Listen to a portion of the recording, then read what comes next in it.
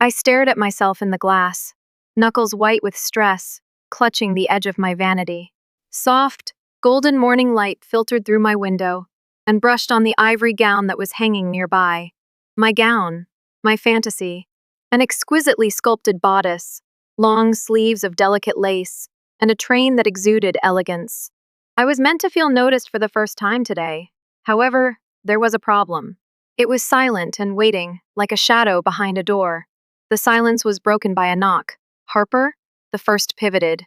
Cole, my fiancé, peered in with an unreadable face. My chest constricted just from that.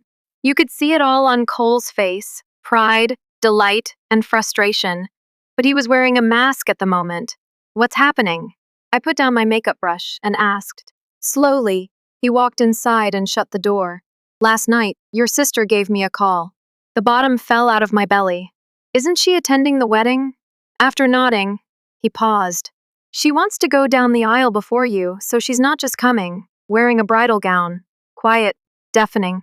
Around me, the air grew thinner. Before I could stop myself, I let out a slow, bitter laugh. Naturally. She did, of course. The golden kid, the perpetual sun in our parents' orbit, and my older sister by 2 years is Chloe. Chloe was more interested in anything I wanted. She had to take center stage if I was happy. She wants my wedding now? Not merely show up. Not merely deliver a speech. She desired to wear a dress to the wedding before I did. Did you refuse her? I inquired. Cole rubbed his temple as perched on the bed's edge. Your parents are supporting her. Since she is older and hasn't gotten married yet, they believe it is only fair. Just, that term. That word, damn it. I had never been affected by it. I inhaled deeply, experiencing a burning sensation in my lungs. And you? What were you saying? His eyes glowed with a calculating glimmer that I had only seen once or twice before. A hint of something naughty. I promised to give it some thought. I blinked. Consider it. His voice was sharp and low as he leaned in. Because they will simply find a new way to defraud you if we shut it down now. However, we have control of the game if they believe they are receiving what they want. I gazed at him. My quiet, kind fiancé, Cole, now sounded as though he were setting out a chessboard. And he was. I realized. Cole had always been the kind of person who never lost when it counted, despite all of that goodwill. A shiver ran down my back, and then a smile slowly appeared. Explain the plan to me, he remarked. We give them the impression that they have won. We gave Chloe the impression that this was her big break. By making purchases and pulling strings, we gave your parents a sense of authority. She then fails to walk down the aisle on the wedding day. I gave the words time to sink in. For years, a storm had been brewing inside of me. Every insult, every rejection, every instance where I felt like the last thing on the list. And now? I now had the opportunity to burn the house down in a dignified, tasteful, and fingerprint-free manner. With a calm voice, I turned to Cole. All right, tell me just what we will do. We give them just enough control to feel like they're winning, he stated. The leash is then tightened until it is too late for them to retreat. And my folks? As usual, they will follow Chloe's example. In order to achieve her goals, they will use bulldozers. We therefore allow her to push, but only in the direction we specify. Patience would be required. That was my parents misrepresented me as selfish for requesting anything at all, so I had learnt to nod and bite my tongue. However, I would utilize their strategies against them this time. We went to my childhood home the following evening. The same house where my pictures were concealed under refrigerator magnets, while my sister's pictures adorned each hallway. Chloe was radiant, bouncing practically on the couch. With her hands folded elegantly, my mother sat on her throne like a queen. Dad didn't say much, but his crossed arms were a powerful statement. They all appeared so arrogant. So, Cole told us he's open to discussing the arrangement, Mom said, straightening her top. Have you given it any thought, my love? I paused. Enough. I then nodded slowly and grudgingly. I don't adore it. However, I'm prepared to make concessions if it maintains harmony. As if I had knighted her, Chloe gasped. I've already chosen an outfit. She couldn't contain herself and blurted. It's delicate ivory, not white, of course. It's a pretty sophisticated mermaid cut. People will believe that I'm blessing your marriage as I walk down first, much like an older sister passing the torch. My jaw tightened until it hurt. A boon from her to me. Cole gave me the all clear when he squeezed my hand beneath the table. With a measured breath between each syllable, I said, "That sounds interesting. But I have some requirements if we're going to do this." The change was immediate. My parents stiffened. Chloe inclined her cranium. States, calm and easygoing. Cole jumped in. "Mindy thinks we will want financial assistance for the upgraded facility, additional catering, and seats if we are making changes for Chloe." "Oh, it's okay." My mother waved. "Naturally, we'll assist." "Excellent. We should purchase the outfits from the same store because they must match for pictures," I said softly, "matching hues and everything." Chloe had a gleam in her eyes. "Indeed! It would be so much fun to go dress shopping together." "No, Chloe. No, it won't. I had my dress already." It was beyond of her reach. 2 towns over, secluded, unspoiled, and untouchable, I said. "And one last thing. Chloe can't be a bridesmaid if she's going down the aisle first, right?" Her smile wavered. "What?" "Well, being in the bridal party too would just draw too much attention to one individual if she gets her own moment. It wouldn't be equitable." Once more, that word, just. Chloe paused. I briefly noticed a flaw in her flawless exterior. However, she had already gained too much to risk a quarrel. She pretended to laugh. "I suppose that's reasonable. A minor sacrifice for such a significant day. Another component is in place. She did not attend my wedding. She also believed she was winning. She was only a pawn in her own demise, though, so she had no idea." A week later came the first real test. I pretended to appreciate a dress I had no intention of wearing while I stood in a boutique, gazing at myself in a floor-length mirror. Beside me, Chloe was whirling around as if she were trying out for a bridal ad. She wouldn't stop talking about her extravagant, champagne-colored gown, which clung to her body in a dramatic mermaid shape. She had an absurd appearance, similar to a bride. Not the bride, though. She groaned and spun around once more, saying, "Oh, Harper, when people see me walk down the aisle first, they will be extremely emotional. It will be a very impactful moment." I bit the inside of my cheek so hard that I tasted blood as I forced a grin. "Powerful," I said in a lovely, inner dead voice. She had no idea that her own public breakdown would be the only thing she would be giving. For Cole and me, we had already ensured that she would never receive the dress she was fawning over. Her order was never handled by the boutique. Cole pretended to be the worried groom, made a few quiet calls, and jokingly remarked on how unusual it was that Chloe wasn't writing anything down. She also declined to follow up because Chloe is Chloe. She simply thought that, as usual, the cosmos will grant her every wish. "Are we accepting the dresses?" The boutique clerk smiled. Eagerly, Chloe nodded. "Yes, without a doubt. Naturally, my parents are paying for it." I gave her the cutest little chuckle. We ought to allow them to spoil us a little. After all, this is a once-in-a-lifetime opportunity. Her expression brightened. "Once in a lifetime?" "Yes, Chloe, you are correct. This is undoubtedly a once-in-a-lifetime opportunity. Not the way you think, though." The guest list was next. To relieve me of the burden, my mother graciously offered to handle the invitations. In reality, though, she desired power. She did it every time. Unexpectedly, Cole and I discovered something strange when we looked over the guest list proof copy. Her people were invited, including Chloe's roommate from college, her high school pals, and even her former yoga instructor. Some of my best pals in the interim? Absent. Completely. Cole quietly brought it up to my mother. Harper probably didn't even notice. She has been overburdened. Perhaps there was a simple mix-up? Hook, line, sinker. She bought it. What was unknown to her?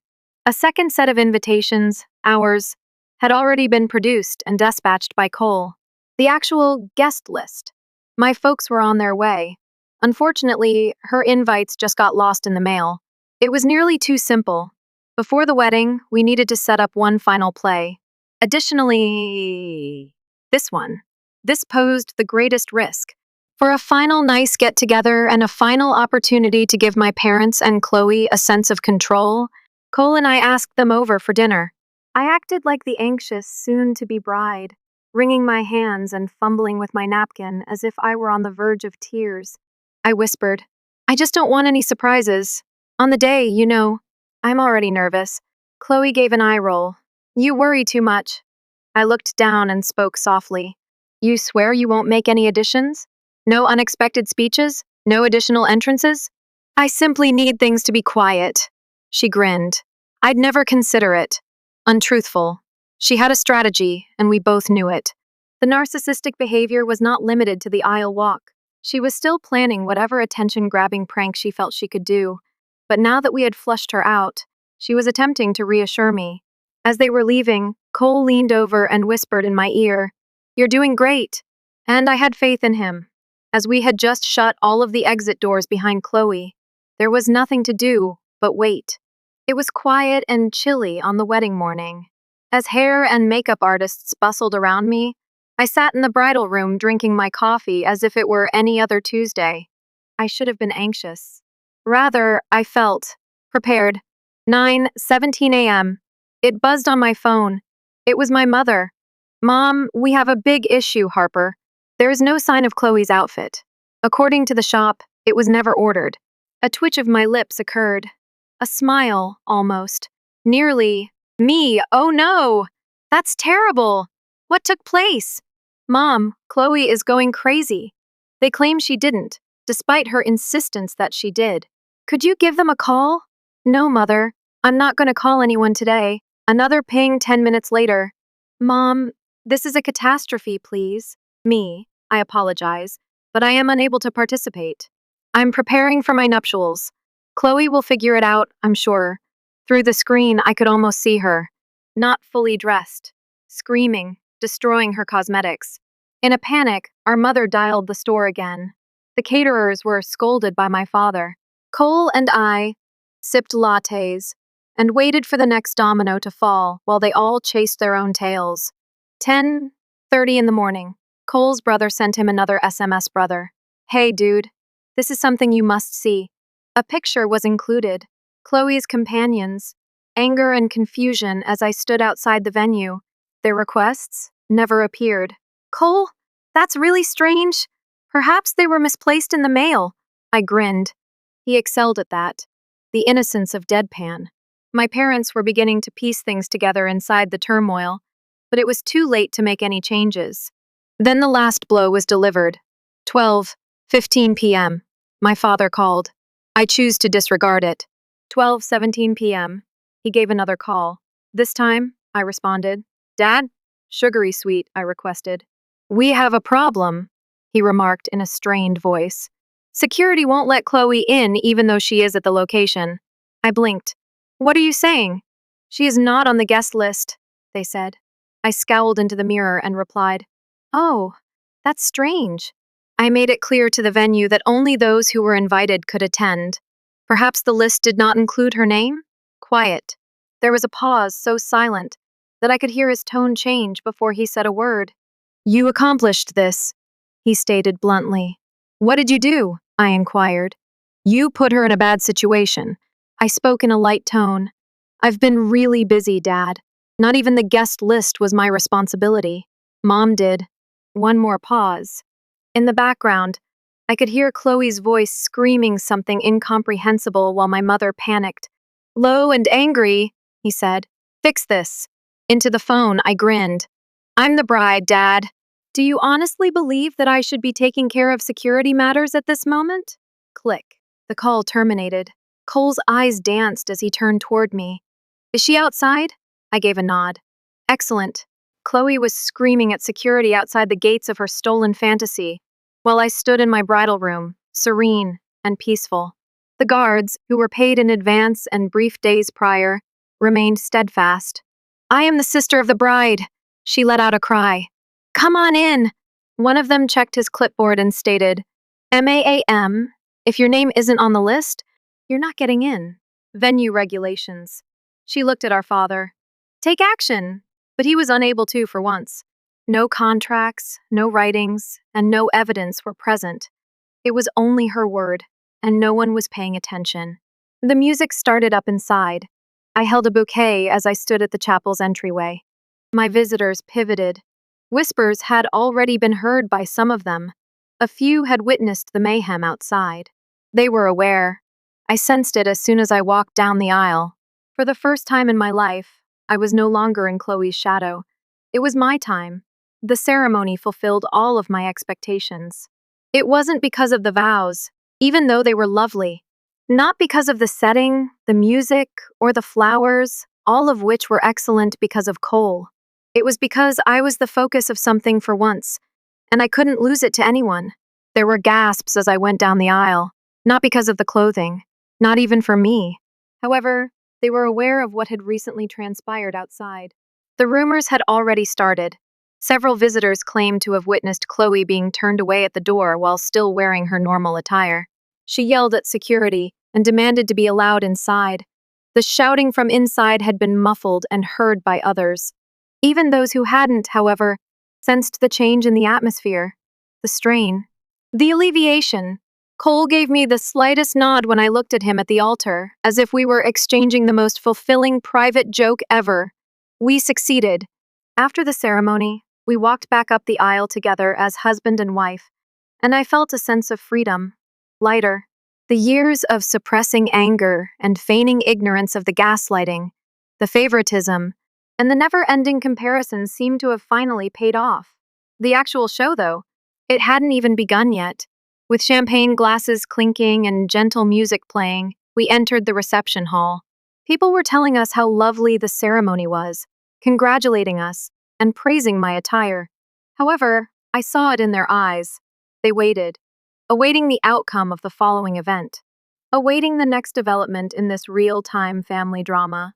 Then the doors flew open as if the cosmos had timed it perfectly for a play. Shocks, whispers. There she was, Chloe. Her hair was frizzed out and falling out of place. Her blouse was crumpled and untucked, like she had just run across a parking lot, and mascara was streaking down her cheeks, which, to be honest, she most likely had. She was still dressed as usual. No dress, no heels, no music for the entry. She appeared to have lost a conflict she was unaware she was involved in. With her face blazing and her hands clenched, she charged at me. "You!" she growled, her voice hardly coherent. I smiled at her with my warmest, most phony wedding grin.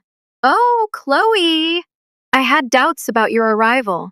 I was left outside by you. My outfit was damaged by you. My buddies were kept away by you. And now you're standing here acting as though you have no idea what's happening?" People were observing. Everybody had swung around in their seats. In an attempt to catch up to Chloe, my mom was hurrying forward. Somewhere outside, my dad was still presumably haggling like a hostage with a caterer. I sensed a change in the atmosphere surrounding us. A few of the attendees appeared appalled, others excited. My mother said, "Sweetheart," as she attempted to take Chloe's arm. "Perhaps we should." Chloe yanked away, snapping, "No. I'd like to listen to her say it. I'd like to hear her own words. I want to hear it from everyone present." I spoke softly while tilting my head. "What do you admit?" Chloe's gaze was blazing. "That you intentionally did this. That you intended for me to be humiliated by all of this." I sipped my champagne slowly, allowing the bubbles to form in my throat before setting the glass down. Then, so that only she and my mother could hear, I leaned in close. "This is what you did to yourself!" she gasped. I grinned. "You attempted to interrupt me. You also failed." She looked at me as if I had given her a slap. "You believe you've won?" she muttered. I reclined. "I am certain that I did." Cole moved closer, standing sturdy and composed next to me. "You'll get over it, Chloe," he remarked nonchalantly. "Not today, probably, but eventually." That was the last spark. She made a choked noise, picked up a glass from a nearby table, and hurled it directly at me. And time slowed for a moment. People let out a gasp. The chairs scuffed. I didn't flinch at all. For Cole's sake? In midair, Cole grabbed the glass, like an actual ninja, dead quiet. With a look of comprehension on her face, Chloe stood with her hand out. She noticed what we already knew as she looked around. She couldn't find the room. Someone murmured behind me, "She's lost it. Is she really flinging objects? This is really embarrassing." And suddenly the tide changed. When my father eventually showed up, he took her arm and firmly but gently said, "Enough." It was as though my mother wanted to disappear into the floor. She made another attempt to grab Chloe, but she retreated. "I'd like to listen to her say it." Chloe let forth a final scream. However, nobody was paying attention anymore. Cole turned to face my father, after carefully setting the glass down on a table. "I think you should take her home." My dad didn't argue for once. Stiff and mute, he simply nodded and started guiding Chloe to the door. My mother hovered like a ghost, staring at me as if I should say something. I didn't.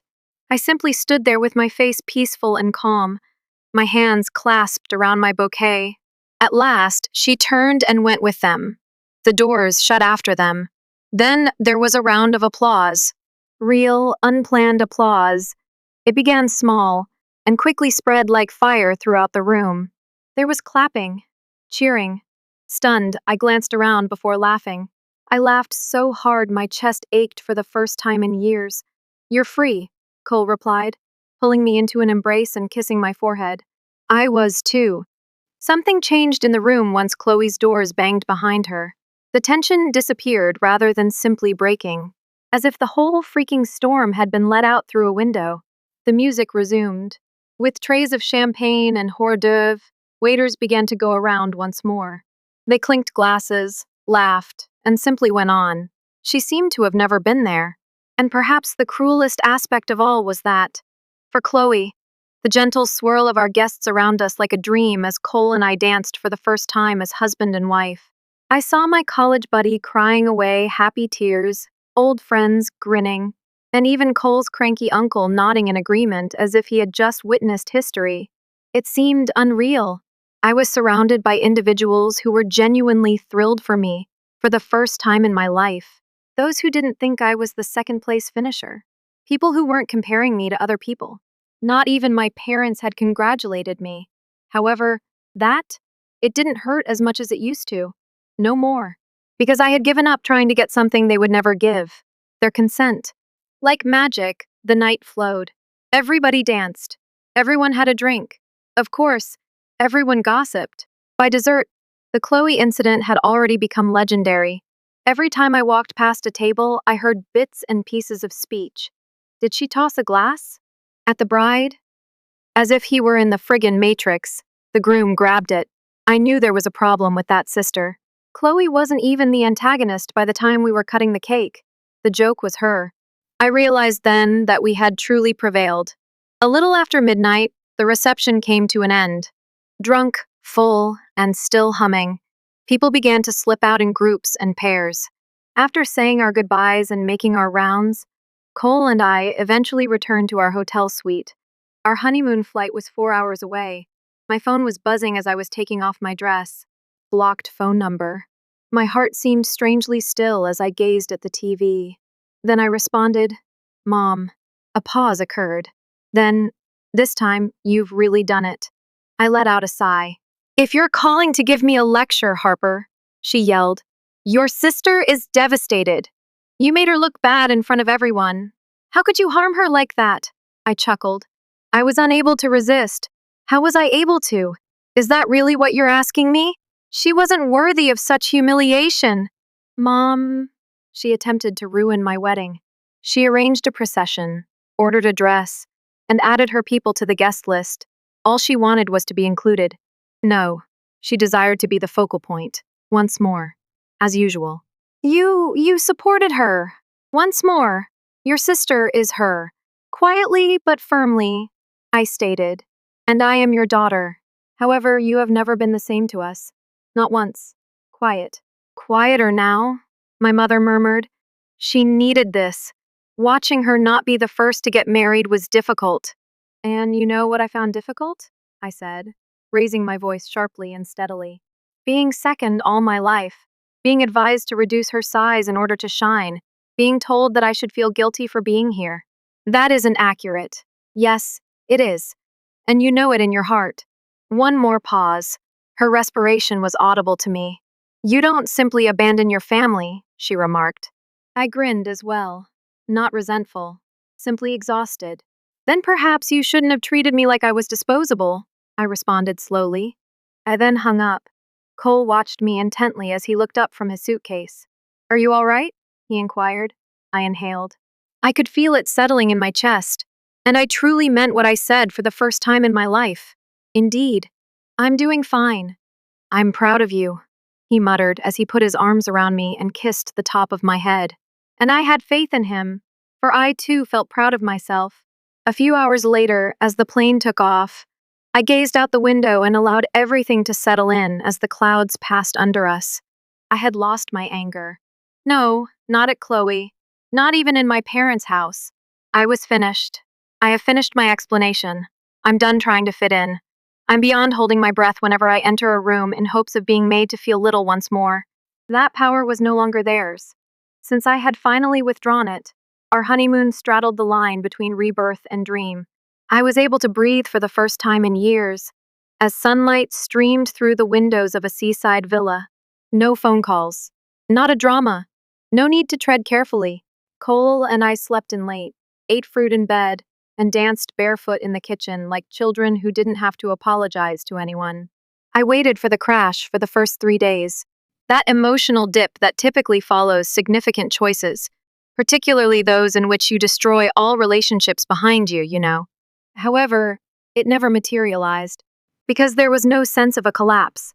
Truth was what it felt like something I ought to have done years ago. Chloe didn't make contact. Don't text. No phone calls. No mysterious posts on Instagram. And truthfully, I believe she felt ashamed.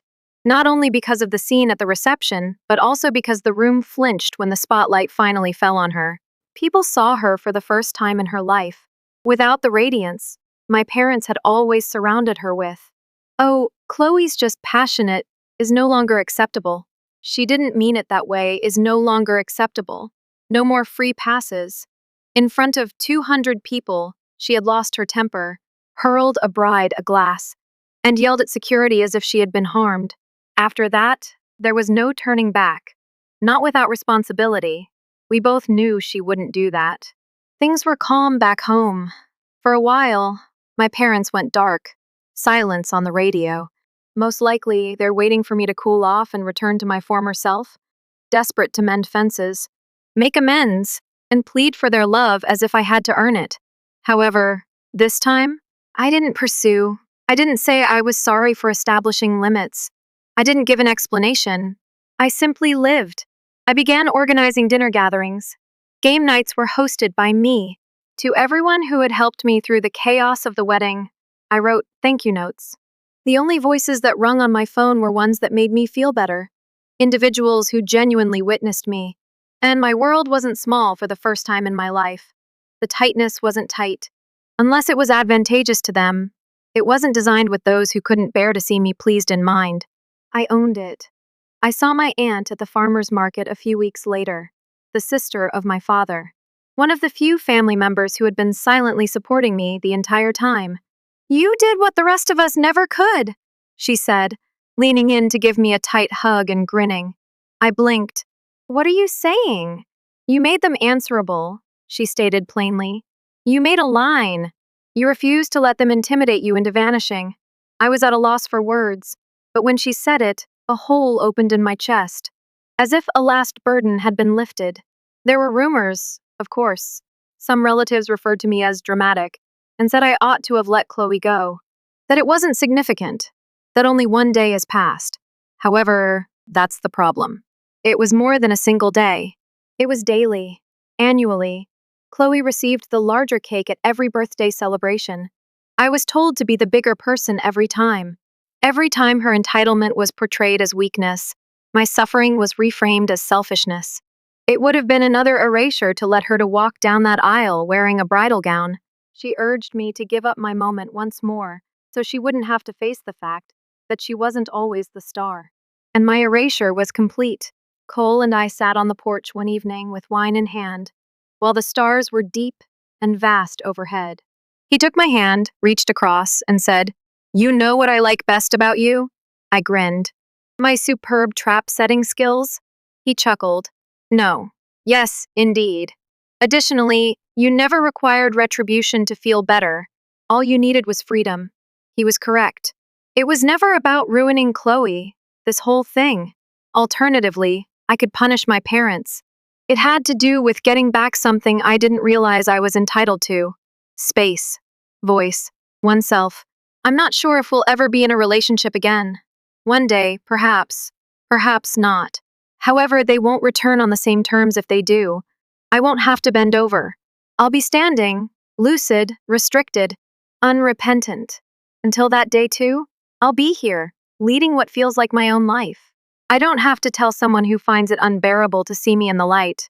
So, yes, my sister attempted to interfere with my wedding. Instead, she was stuck outside and yelling at security as I entered the next phase of my life, holding my beloved hand and surrounded by caring people. And, truthfully, the true ceremony was that. Not the promises, not the cake, not even the gown. The decision was made. Must cease being the last thing on the list, and turn become the writer.